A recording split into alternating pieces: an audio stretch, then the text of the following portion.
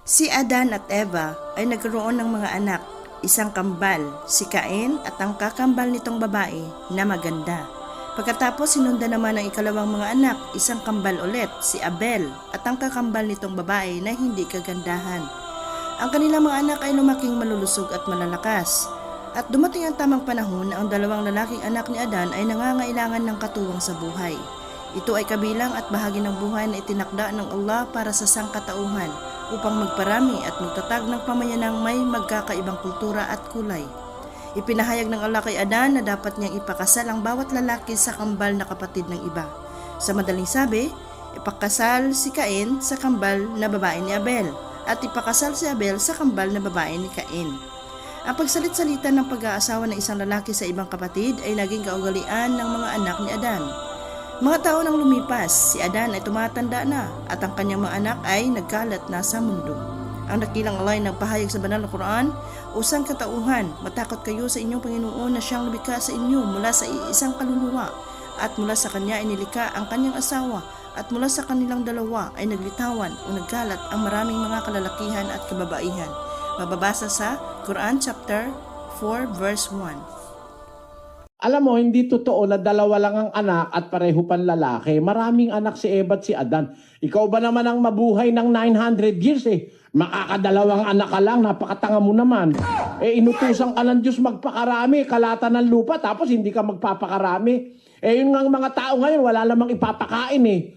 Nagpapakarami ng anak eh. Meron nga kung mga anak, 16. Wala namang masyadong maraming pera yung mga tao ngayon eh. Nakakapag-anak 16. Tapos si Eva at si Adan, sila may-ari ng buong mundo. Wala pa naman silang kaagaw nun.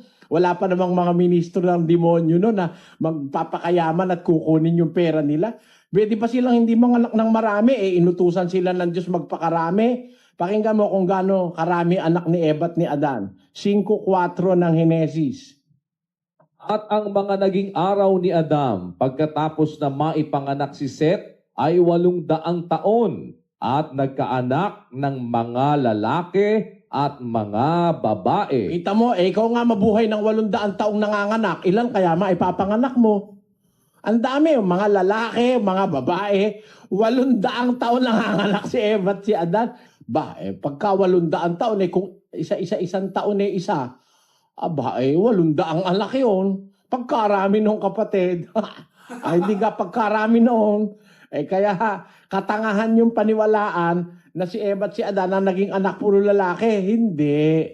Meron siyang anak na mga lalaki. Tapos nagkaanak siya ng mga babae at saka mga lalaki. Marami. Tagal-tagal nilang nanganganak. Isa sa mga hindi ko nagustuhan sa ilang katuruan ng relihiyon ngayon ay ang hindi pagsasabi ng tunay na totoo, lalo na pagdating sa tanong kung paano talaga dumami ang tao.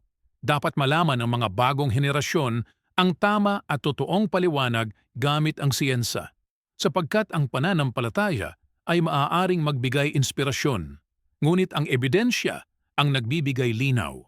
Sa diwa nito, layunin ng sanaysay na ito na ipaliwanag ang pagkakaiba ng teolohikal na kwento at ng siyentipikong katotohanan. Una, hindi suportado ng siyentipikong ebidensya ang ideya na nagmula ang buong sangkatauhan sa 2 tao lamang, gaya nina Adan at Eva. Sa genetics, hindi maaaring magsimula ang isang species mula sa isang mag-asawa lamang dahil napakabilis nitong mauuwi sa inbreeding o pag-aanakan ng magkakamag-anak. Kapag maliit ang pinanggagalingang populasyon, mabilis na naiipon ang harmful genes, nagpapataas ng tiyansa ng mga sakit at depekto sa bawat henerasyon. Ayon sa population genetics, kailangan ng hindi bababa sa 10,000 genetically diverse individuals upang makabuo ng isang malusog at sustainable na populasyon.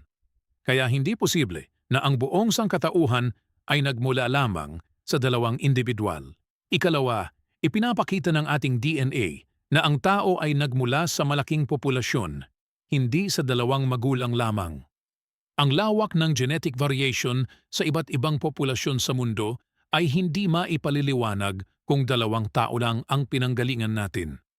Maging ang mitochondrial Eve at Y-chromosomal Adam na madalas gamitin bilang argumento ay madalas ding maling nauunawaan. Sila ay pinakahuling common ancestors ng tiyak na linya ng DNA at hindi sila unang babae at unang lalaki ng lahat ng tao. Hindi sila mag-asawa, hindi sila nabuhay sa parehong panahon, at hindi sila tanging pinagmulan ng buong human genome. Ang mga ebidensyang ito ay nagpapakitang mas malawak, mas magkakaiba, at mas komplikado ang pinagmulan ng tao kaysa sa literal na pagbasa ng Genesis. Ikatlo, kung ipipilit na ang buong sangkatauhan ay nanggaling lamang sa pag-aanakan ng magkakapatid mula sa iisang mag-asawa, hindi magtatagal ang species dahil sa pagdami ng genetic defects. Kapag pareho ang recessive mutations ng magkakamag-anak na magulang, tumataas ang posibilidad ng congenital abnormalities, metabolic disorders, mahihinang immune systems, cognitive impairments, at pagkabaog. Ang ganitong populasyon ay lubhang mahina sa sakit at pagbabago sa kapaligiran dahil halos pare-pareho ang genetic makeup nila. Sa biological science, ang ganitong kondisyon ay nagtatapos sa genetic collapse, hindi sa pag-usbong ng isang malakas na species. Kaya hindi posible na ang unang ilang henerasyon ay nakaligtas kung 2 tao lamang ang kanilang pinagmulan. Ikaapat, mahalagang banggitin na marami na ring Kristiyano at scholar mula sa Catholic theologians, Protestant scholars at modern Christian academics ang nagtuturo na ang kwento ni na Adan at Eva ay hindi dapat ituring bilang literal na history.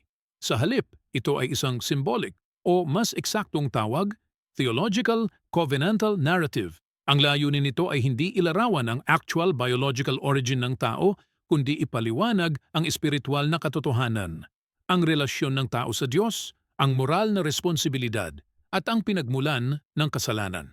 Sa pananaw na ito, sina Adan at Eva ay hindi tanging 2 biological humans sa mundo, kundi mga representatibong tauhan na kumakatawan sa unang komunidad na nagkaroon ng covenant sa Diyos. Dahil dito, hindi nagkakasalungat ang pananampalataya at siyensa, magkaiba lamang ang layunin ng kanilang mga paliwanag. Sa huli, bagamat may mahalagang espiritual na aral ang kwento ni na Adan at Eva, hindi ito tumutugma sa siyentipikong paliwanag tungkol sa pinagmulan ng tao. Ang agham at pananampalataya ay parehong may lugar sa buhay ng tao. Ngunit kapag ang usapin ay biological origins, kinakailangan nating magtangkilik sa ebidensyang hatid ng genetics, anthropology, at evolutionary science. Ang pag-unawa sa tunay na pinagmulan ng sangkatauhan ay hindi pag-atake sa relihiyon, kundi isang pagpapalawak ng kaalaman upang ang bagong henerasyon ay maging mas kritikal, mas may sapat na kaalaman, at mas handang harapin ang katotohanang nagbibigay linaw sa kung sino tayo at saan talaga tayo nagmula.